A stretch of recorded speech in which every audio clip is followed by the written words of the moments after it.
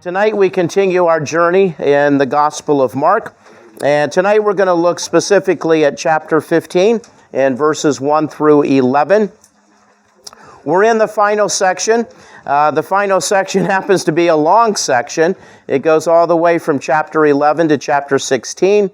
We've looked at the confrontation between Jesus and the religious leaders, Jesus' speech on coming events. We're now in the section on the crucifixion and the resurrection. And there are four parts to that. There's the preparations for Jesus' arrest. Then Jesus in the Last Supper, celebrating the Passover with the disciples. Then his prayer in the Garden of Gethsemane. And once Jesus said that prayer, and Jesus settled in his own heart that he was going to do the Father's will, Jesus never looked back. Jesus knew what was ahead. In fact, Jesus had been predicting what was ahead for quite some time. He knew what he was going to face, and he was ready to do that after his prayer in the Garden of Gethsemane. We've looked at the arrest of Jesus, and we've also looked at part of the trials. We're going to look further tonight at the Roman trial, and then eventually next week we'll begin the section on the crucifixion and the burial, and eventually the resurrection. So in this section on the arrest and trials of Jesus, Jesus was arrested in the Garden of Gethsemane, the Mount of Olives area. Then he had a Jewish trial. And basically the Jewish people were looking for something to charge Jesus with. It was an interesting trial because the Sanhedrin had already concluded that Jesus was guilty. They just didn't know what he was guilty of, but they needed to find something that he was guilty of. And they had their witnesses, they had their say, and they still had nothing. And then the high priest asked Jesus if he is the Messiah, the Son of the Blessed One. And then Jesus says a mouthful. Jesus claims to be the Son of Man from Daniel chapter 7. He claims that he will be seated at the right hand of God, at the place of highest authority, that God will give him a kingdom, and basically that he will reign over the entire earth. Jesus said a mouthful. And Jesus did it on purpose, because Jesus wanted them to decide. They had Jesus on trial. Now Jesus put them on trial. You either believe what Jesus says, and you bow down and worship him, or you say, no, that can't be, and you accuse him of blasphemy, which is what Jesus would have been guilty of if he had not been telling the truth. Well, the high priest does not believe him, and he accuses Jesus of blasphemy. Then the high priest asks the Sanhedrin to give their verdict, and everybody agrees that Jesus is not the Messiah. He's not the Son of Man from Daniel chapter 7, that Jesus is a phony, a fake, and a fraud, and Jesus needs to be executed. So the Jewish trial ends with the Jewish leadership rejecting Jesus as Messiah. And Mark leaves it there, and we move on to Peter's denial. Jesus is inside the house being tried. Peter is outside the house being tried. But Peter's trial is not as dramatic. Peter is basically harassed by a servant girl who is convinced that he's a follower of Jesus. And Peter says, no, don't know what you're talking about. Never heard of him. Never been around him. And then Peter tries to get away from her, and she follows him to the front of the house. There's a group of people there, and she announces that that guy over there named Peter, well, he's one of them. He's one of Jesus' followers. And Peter says, nope, not me. And then eventually they start talking to Peter, and they say, wait a second, you're a Galilean. We can tell by your accent. So yes, you were with Jesus. And Peter again says, no. The rooster crows for the second time, and Peter knows, Jesus said I was going to do that. And Peter weeps and leaves the scene. And that brings us to where we are tonight, the Roman trial of Jesus. In many ways, the Jewish trial really wasn't a trial, not officially anyways, because the Jewish people did not have the authority to execute anyone. So after the Jewish leadership, the Sanhedrin, made their decision, they couldn't just leave it at that. They have to move Jesus on to Pontius Pilate, who happens to be the Roman governor, the Roman prefect, and he holds the power of the sword. It's his decision whether Jesus lives or dies. So blasphemy was the charge against Jesus. But the Sanhedrin cannot go up to Pontius Pilate and say, Jesus is guilty of blasphemy. And Pilate would look at them and go, okay, sounds like a Jewish issue to me. You take care of it. Somehow they have to make the charge against Jesus a Roman issue, an issue that will grab Pilate's attention and make him take notice. So now we go from a religious charge to a political charge. And trying to come up with a political charge against Jesus is rather difficult. Jesus didn't gather an army. Jesus wasn't plotting against the Roman Empire. In fact, if Jesus had gathered an army and was plotting against Rome, the Sanhedrin may have endorsed him. But he wasn't. Jesus didn't look like a Messiah, and that's why they rejected him. But now they have to turn the tables and somehow convince Pilate that Jesus is a threat to Rome. It has to be some kind of political charge. Well, Jesus did claim to be the Messiah. And so Pilate would not understand the word Messiah, but he would understand the term king. So now, all of a sudden, Jesus is going to be called the King of the Jews. And that means there's a rival king. In the mind of Pilate, Caesar is king. And if Jesus is a rival king, then Jesus could be guilty of treason. It's interesting that that phrase, King of the Jews, is not used up to this point in the Gospel of Mark. But it will be used 6 times in chapter 15. Now, this account of the Roman trial is in all 4 Gospels. Mark's, of course, is the shortest. Mark seems to be rather concise in what he has to say. So you can read those other accounts. I've listed the references in your notes. The central question for Pilate in the Gospel of Mark is Jesus a king? And what kind of king might he be? There's a better answer to that question in the Gospel of John, chapter 18. But after Pilate examines Jesus, Pilate decides, Jesus is not a threat to Rome.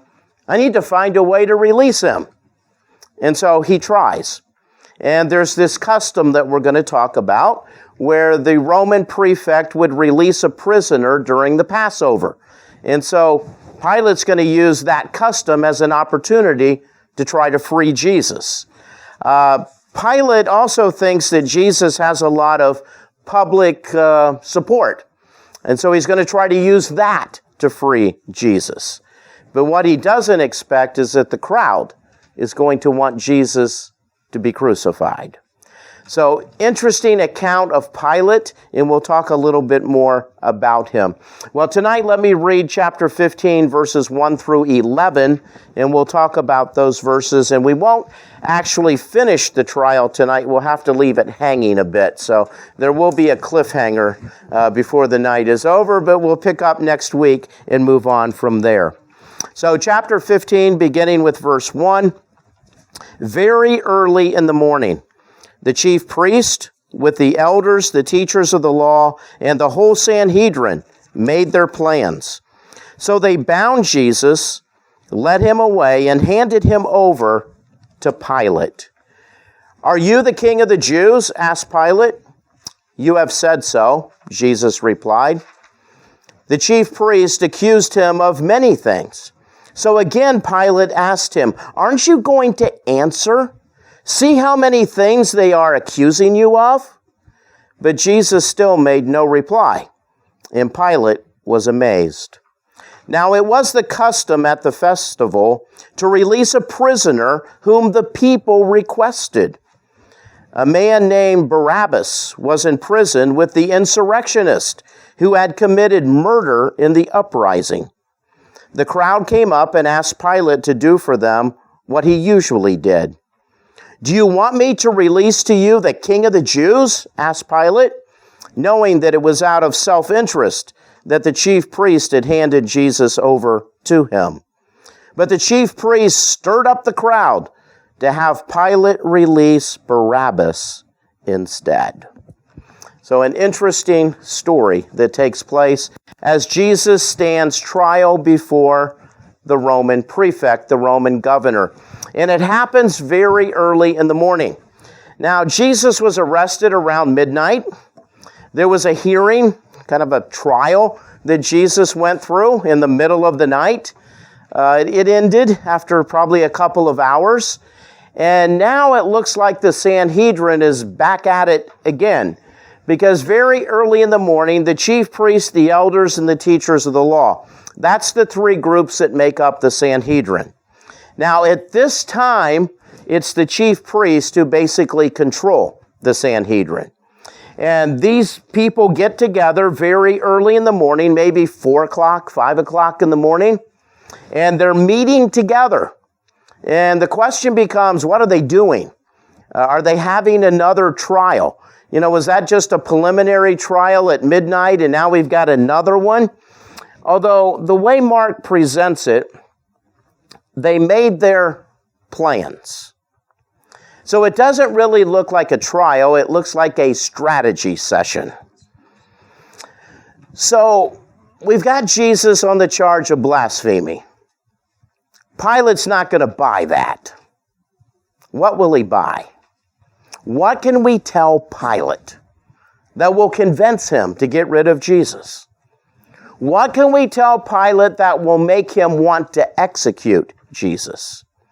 Now, in the Roman world, in this trial, this Roman trial, Pilate is the judge.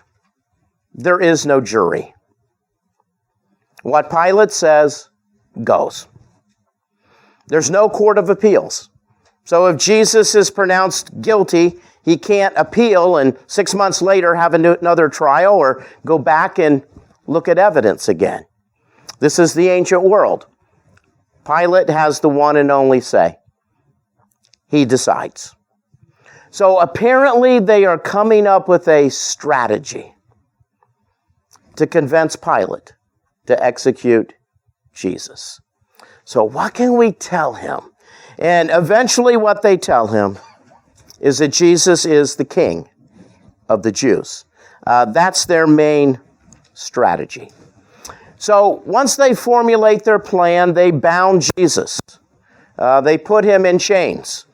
And back then, normally when you put somebody in chains, there was an iron collar. There were also shackles. So they're going to bring Jesus to Pilate chained, making him look like he's a dangerous criminal that Pilate wants to get rid of. So already they're trying to persuade Pilate to their way of thinking.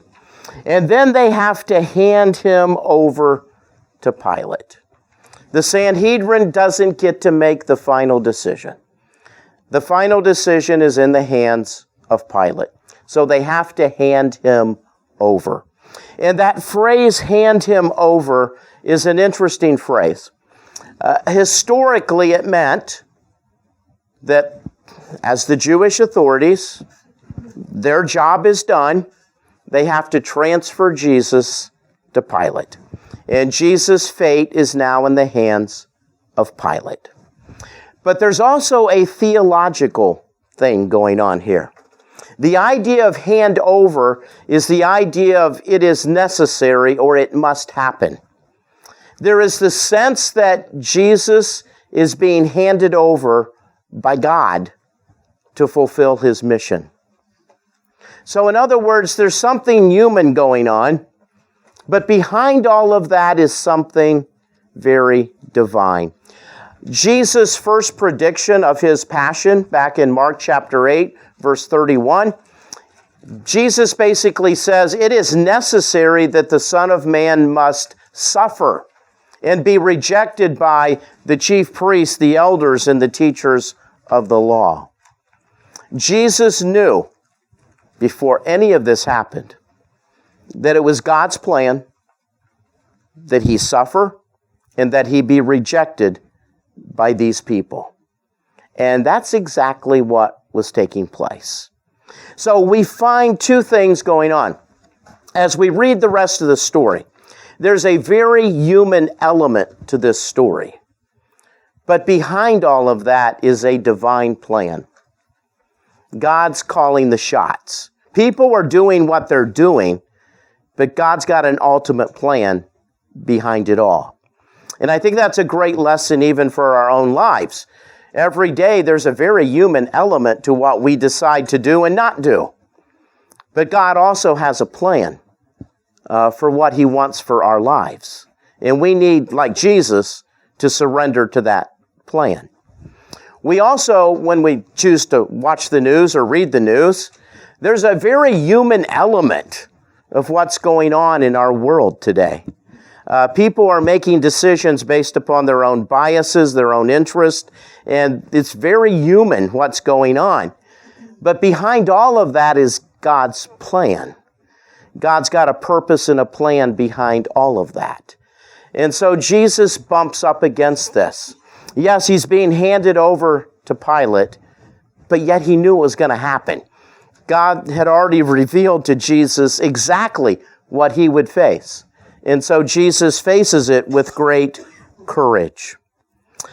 We also find out that all of this happens very early in the morning.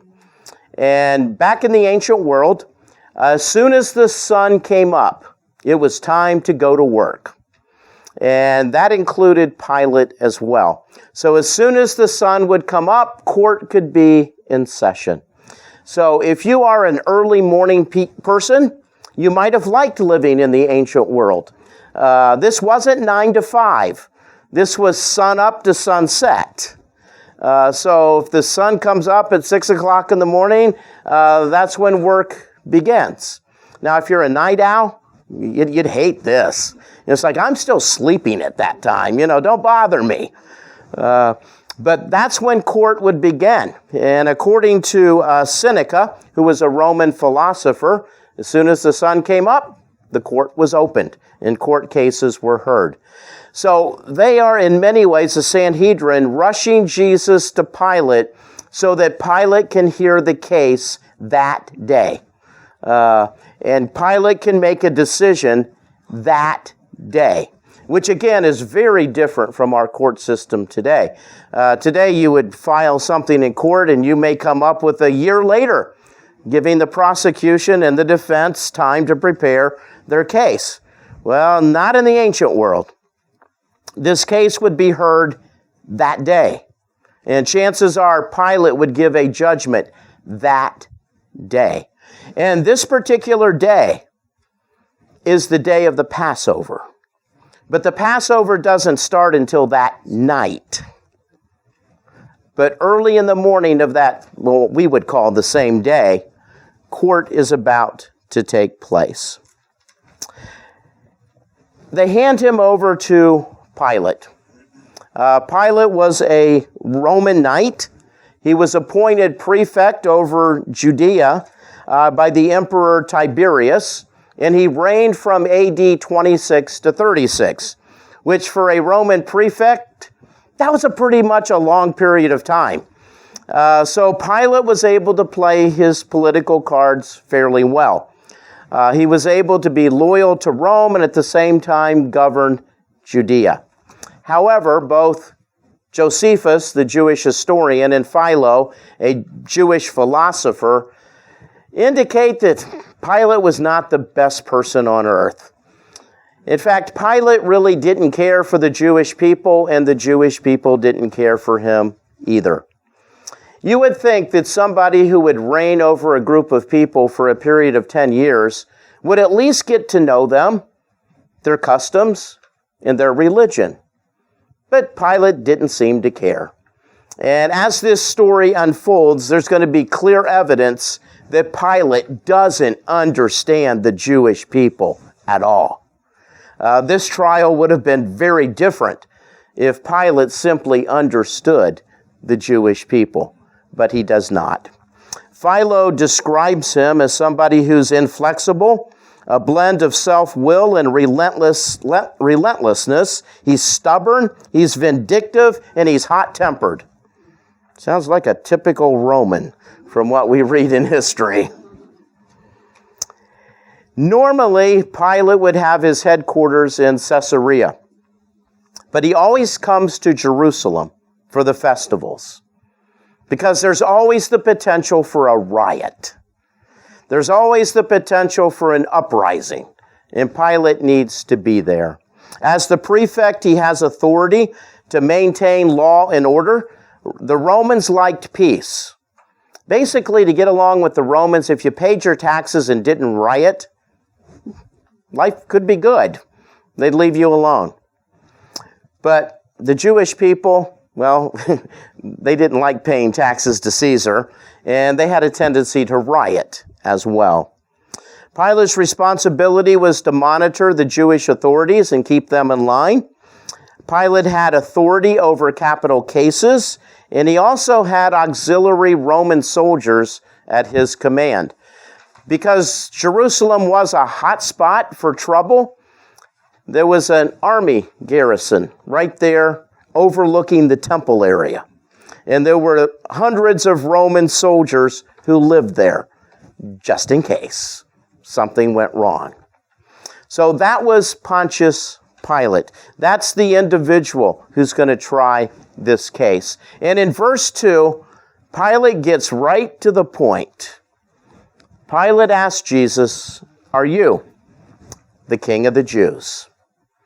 Now we at least know what the Sanhedrin said to Pilate. What charge are you bringing against Jesus? Well, he claims to be the King of the Jews. That was the charge.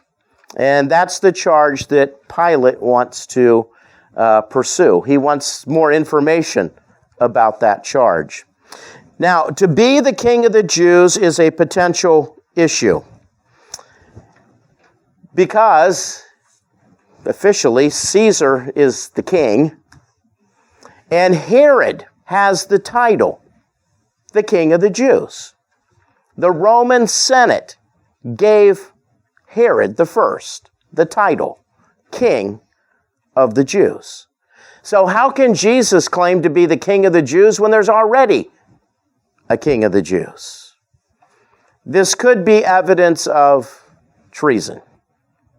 This could be evidence of Jesus wanting to overthrow the Roman government, to start a revolution, to start an insurrection.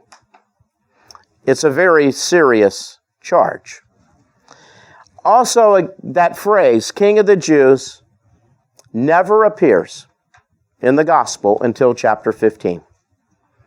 Jesus does not go around calling himself the King of the Jews. He calls himself the Son of Man. Jesus' disciples don't go around calling him the King of the Jews. Jesus' supporters, those who love Jesus, don't go around calling him King of the Jews. They call him Rabbi. They call him Teacher. They don't call him King of the Jews. This is a very inflammatory phrase, King of the Jews. That's something you just can't ignore. And Pilate doesn't ignore it. Now, Jesus did claim to be Messiah, which is a very Jewish term. But if you translate that into Roman language, Messiah would be King, the King of the Jews. Many of the insurrectionists, those who tried to rebel against Rome, called themselves king. The Jewish people would love to have a Jewish king. Their last Jewish king was Zedekiah in 586 BC. At this point, the Jews had not had a king in over 600 years. Which, by the way, Zedekiah is still the last official Jewish king. Jesus was the king, but they rejected him. But there has not been a king since Zedekiah. So Jesus answers, "You have said so." Interesting answer. On the one hand, Jesus admits, he affirms, yes, I'm the Messiah. I'm the King of the Jews. I'm the Son of Man, just like I told the Jewish people. But on the other hand, Jesus' reply is a bit ambiguous. In essence, Jesus says, Pilate, yes, I am the King of the Jews, but not in the way that you understand that term. And in the Gospel of John, there's this back and forth between Jesus and Pilate about, are you a king? And Jesus at one point says, my kingdom is not of this world. And Pilate's going, okay, you're a king, but if you're not of this world, if you don't have an army, then you're not a threat. You're a king, but if you're a religious king, a Jewish religious king, I don't care. If you don't have an army, if you're not planning an insurrection, if you're not planning a rebellion, then I don't care. In fact, in the Gospel of John, chapter 18, after this back and forth dialogue about what kind of king is Jesus, Pilate walks out to the Jewish officials and says, I have nothing against him. There's no charge against him. So Pilate doesn't see Jesus as a threat. Pilate doesn't see Jesus as someone who's plotting to overthrow the Roman government or regain Jewish independence. So yes, Jesus is a king, that's true, but he's not the kind of king that Pilate would normally think of. King of the Jews meant, yeah, you're forming a revolution, you're planning to start a war, so we have to get rid of you. But that's not the kind of king that Jesus was. Well, it goes on to say in verse 3 that the chief priest accused Jesus of many things. Now, the Sanhedrin consists of the chief priest, the teachers of the law, and the elders. But at this point, the teachers of the law and the elders are in the background. The people who really have an issue with Jesus are the chief priest, the ones in charge of the temple, the ones who are in charge of the city of Jerusalem. And they accuse Jesus of many things, and Mark doesn't tell us what the many things are, just as he didn't tell us a whole lot about Jesus' Jewish trial. However, Luke is going to help us. In Luke chapter 23, verse 2, the charges are specified. And they began to accuse him, saying, meaning the Sanhedrin, says to Pilate, we have found this man subverting our nation. Well, that's pretty general. He's leading our nation astray. He's teaching things we don't agree with. We're trying to do the right thing, and this guy's teaching stuff that's just wrong. And basically, that's not much of a charge. Then they say he opposes payment of taxes to Caesar. Well, we have a story in which Jesus answered that question. Is it okay to pay taxes to Caesar? And it was a trick question. But Jesus' answer was, give to Caesar what belongs to Caesar and give to God what belongs to God. So Jesus was not opposed to paying the tax. Interestingly enough, the Pharisees, who were part of the Sanhedrin, were opposed to the tax. They paid it with gritted teeth and griped all day, but they paid it. And then the final charge. He claims to be Messiah, a king. That's the charge that Pilate focuses upon. You're a Messiah, you're a king. Tell me what kind of king you are. What's your objective? What are you trying to do? And if Jesus would have said, I've got an army and I'm trying to overthrow the place, well, that would have pretty much ended the trial. But that's not what Jesus said. So again, Pilate asked him, aren't you going to answer? See how many things they are accusing you of? And it's interesting that Jesus doesn't say a word. Jesus gets arrested, and he makes basically two statements. One he makes to Caiaphas. When Caiaphas says, "Are you the Messiah, the Son of the Blessed One?" Jesus answers. When Pilate asks Jesus, "Are you the King of the Jews?" Jesus answers. Other than that, Jesus doesn't say anything. He doesn't try to defend himself. He doesn't try to, counter the charges against the Sanhedrin. He simply doesn't say a word. Jesus responds as the righteous sufferer and the suffering servant of Isaiah 53. He doesn't say anything. But Jesus still made no reply, and Pilate was amazed. Because I'm sure others in front of Pilate, when they got a chance to talk, they talked. And they made up all kinds of stories. And by this point, Pilate has probably heard it all. But Jesus doesn't say a word. And Pilate is left in amazement. Perhaps even admiring Jesus for what he did. So, what's Pilate going to do? How's this thing going to end? Well, there was a custom. And the custom was at the festival, the Passover, to release a prisoner whom the people requested. Now, Pilate is the Roman prefect, the Roman governor, and he's trying to make the Jewish people happy. Happy people don't riot. Angry people riot. So if he can somehow appease the people, they might like him and make his life easy. Because again, Pilate's boss, the emperor, wants peace. And if Pilate can keep peace, he can keep his job. If Pilate can't keep the peace, he's going to lose his job. Which in AD 36, Pilate loses his job. There's a big commotion among the Samaritans. And they accuse Pilate of unfairly condemning people to death. And they yelled and screamed all the way to the Roman emperor. And the Roman emperor had to recall Pilate. Pilate lost his job, and according to tradition, eventually he takes his own life. But at this point, Pilate's got this custom, keep the Jewish people happy. So at the festival, and there's a lot of political tension when you get all the Jewish people together in Jerusalem.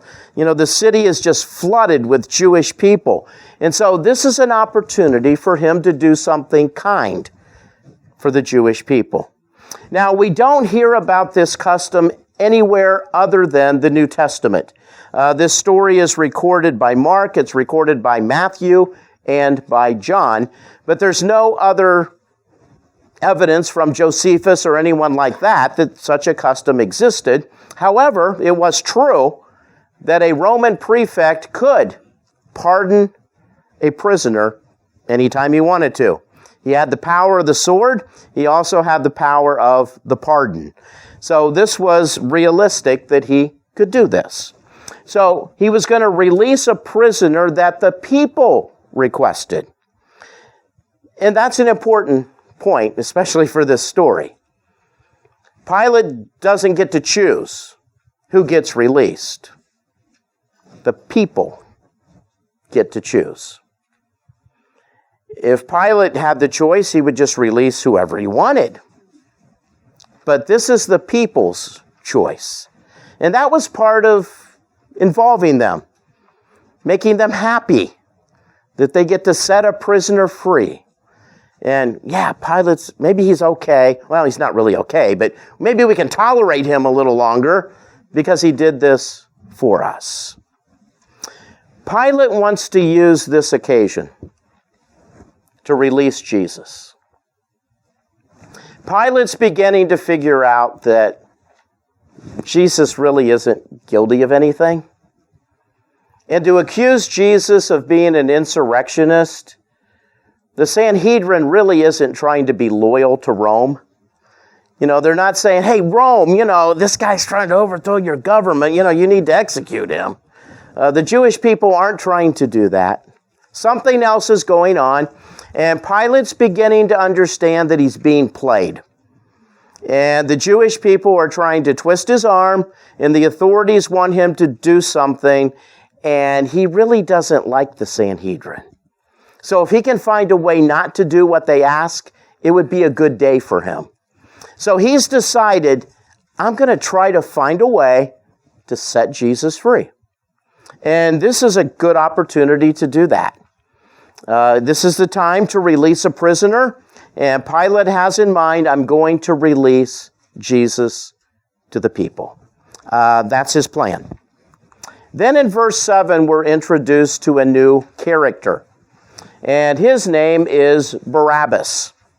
And it's interesting, the name Barabbas, the word B-A-R, bar, always means the son of.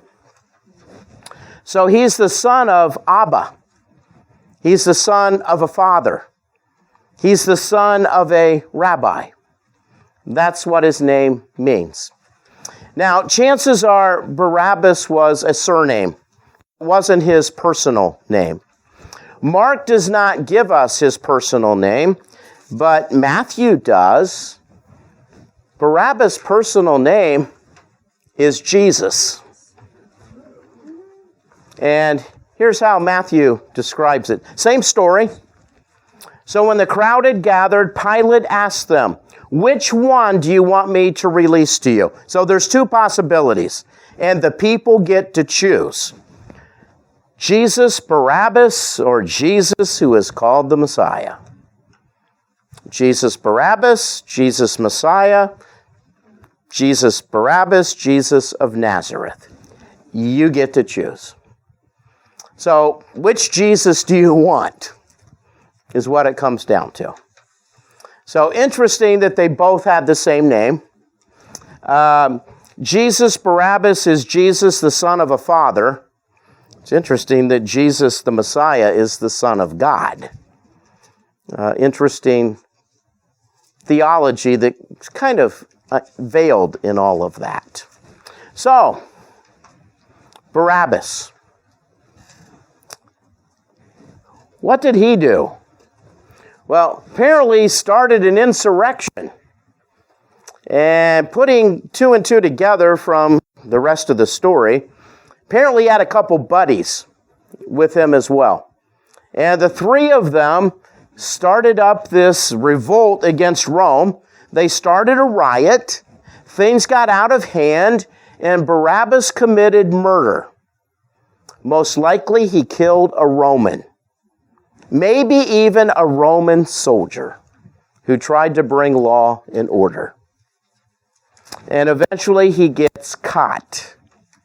So Barabbas is the kind of person that the Romans would just love to crucify. They're trying to overthrow Rome. They're trying to gain Jewish independence. They killed a Roman. Now, in the Roman world, if you were a Roman citizen, you had rights. And those rights were protected. But if you lived in the Roman world and you were not a Roman citizen, you had no rights. I mean, you were treated worse than an animal. They would have loved to have crucified this guy, along with his two buddies. Moving the story forward, not giving away the punchline, when Jesus is crucified, there's somebody on his right, somebody on his left. Chances are it's Barabbas' two buddies who also got caught. Which, by the way, we sometimes say Jesus was crucified between two thieves. And I know where it comes from. There's the Greek word. And it can mean thief. It can mean a highway bandit. Remember the story of the Good Samaritan where the Jewish person's walking down the road and somebody jumps out and basically mugs him and beats him up and takes all of his stuff?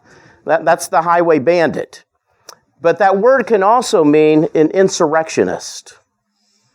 So Jesus was not really crucified between two thieves.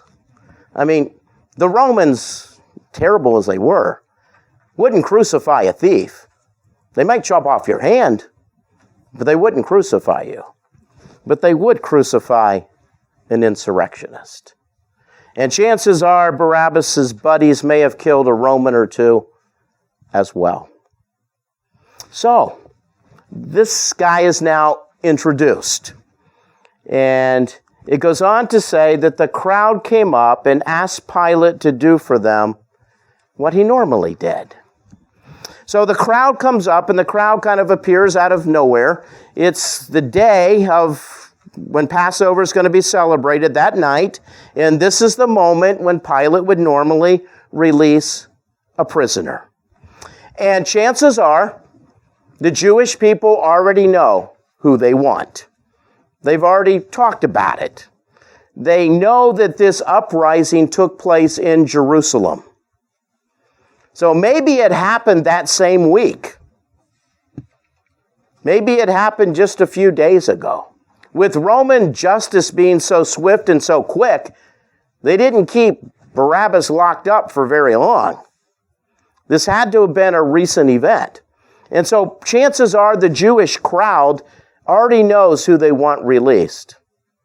Barabbas, the ringleader, the revolutionary, the guy who had enough guts to do what they really wanted to do, start a revolution and try to overthrow Rome.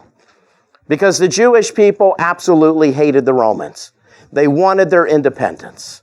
They wanted a king that would set them free.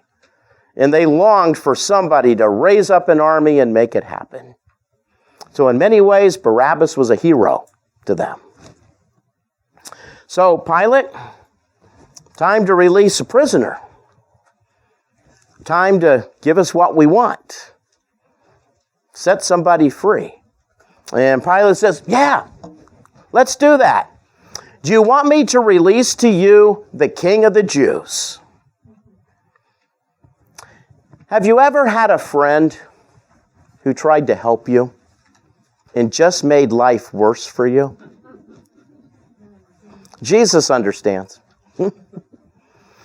Pilate, at this point, is trying to be a friend to Jesus. He's trying to release him. But he's making life horrible for Jesus. Nobody knows Jesus by the title, the King of the Jews. Jesus has only been in Jerusalem for less than a week. If this was held in Galilee, where Jesus had spent 3 years of ministry, the people would have yelled, absolutely. Because Jesus is a miracle worker. Every time Jesus comes around, he heals everybody. So yeah, we want him back. And if you want to call him the King of the Jews, that's fine with us because we really love him. The residents of Jerusalem, they don't know Jesus that well. In fact, there's no record of any miracles that took place during the Passion Week. There may have been, but there's no record in the Gospel of Mark of any. The King of the Jews. If they would have just said a rabbi, if Pilate said, do you want me to release this rabbi to you, this teacher of yours? They may have said yes. But nobody knows Jesus as the king. In fact, Jesus didn't walk around claiming to be the king. He didn't even walk around claiming to be the Messiah. In fact, some people that recognized him as Messiah, Jesus said, keep that quiet. So Pilate's terminology is not good. It's not helpful. They don't know Jesus as their king. Knowing that it was out of self-interest that the chief priest handed Jesus over to him. It was out of envy, jealousy. Jesus was very popular with the crowds, especially in Galilee. Jesus did have a following in Galilee that they may have considered to be a threat. Even when Jesus came to Jerusalem, he had a lot of popular people. So much so that the chief priests would not arrest Jesus during the daytime when there was a lot of people around because they feared a riot. They were envious of him, and out of self-interest, they bring him. And Pilate realizes, okay, the chief priests don't like Jesus. They want him out of the picture. They want him executed. And they want me to do all the dirty work. And Pilate says, don't want to play that game. So he tries to release Jesus to the people. But he doesn't understand their culture. He doesn't get them. He would have never called Jesus the King of the Jews. He would have tried in a very soft way to give Jesus to them. But the chief priests stirred up the crowd to have Pilate release Barabbas instead. And it could have been that most of the people who showed up wanted Barabbas anyways. They heard the story. And Barabbas was the leader. And maybe they thought that Barabbas could become a Messiah if we can just free him. So it could have been that the crowd was already thinking, we want Jesus Barabbas. And maybe Pilate had heard, they want Jesus. Oh, the King of the Jews. Pilate could have gotten confused. Got the wrong Jesus, since they had the same name. The chief priest stir up the crowd. And here's something that Pilate also doesn't understand. The Jewish people don't like him. So if Pilate says, hey, I got a suggestion, to release to you at this custom of the Passover, let me suggest that Jesus, the King of the Jews, be released to you. Well, Pilate cannot enforce that. He can only suggest, because that's how the tradition goes. The people must decide. Pilate says, release Jesus. Oh, but the Sanhedrin says, release Barabbas. If you're a Jewish person in the crowd, who are you going to follow? The Roman prefect that you hate, or the Sanhedrin that you respect? Pilate doesn't get it. The people are going to choose what the Sanhedrin tells them to choose. So the crowd gets the final vote. And next week, we're going to find out what they choose, because we got to stop there. Told you there would be a cliffhanger. So you can read the rest of it yourself, and next week we'll talk about what the crowd chooses and how the crowd really gets deceived in what they decide to do. Well, let's pray. Heavenly Father, we thank you for what Jesus was willing to go through. If Jesus wanted to, he could have skipped all of that. But he knew that the plan to save mankind, the plan to bring salvation to the world, was for him to give his life. So he was willing to do what you wanted him to do.